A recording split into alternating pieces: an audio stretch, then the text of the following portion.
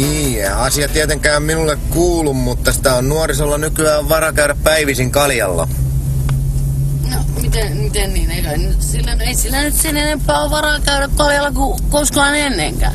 Niin. Mut tiedätkö mitä, hei?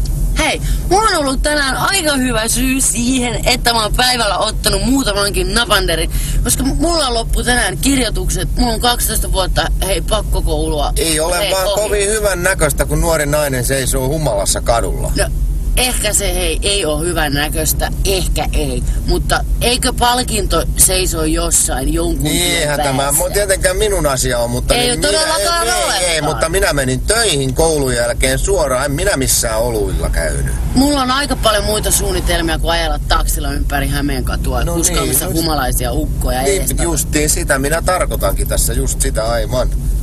Kyllä tässä töitä tehdään ja painetaan yötä päivää. Hei, sitä paitsi mä en nyt oikein ymmärrä, mikä sun asias on niinku tästä lässyttää. Koitat muistuttaa nyt vaan itsellesi, kuka on renki, kuka on emäntä tässäkin autossa. Hei!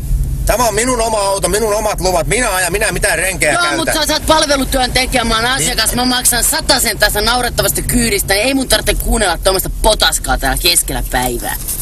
Tässä. Satana karvakuono. Siinä on. Anna olla tasa. Hei. Käy ostaa itselle suuret kengät ja sano äitille, että mä tuun 6:00, mulla loppuu vuoro, pistää saunan päälle. Missä? Hei, anna olla nyt. Kiitos. Joo, mennyt. Hei, no mä menen. Älä raivoo. No. Moido. Moi.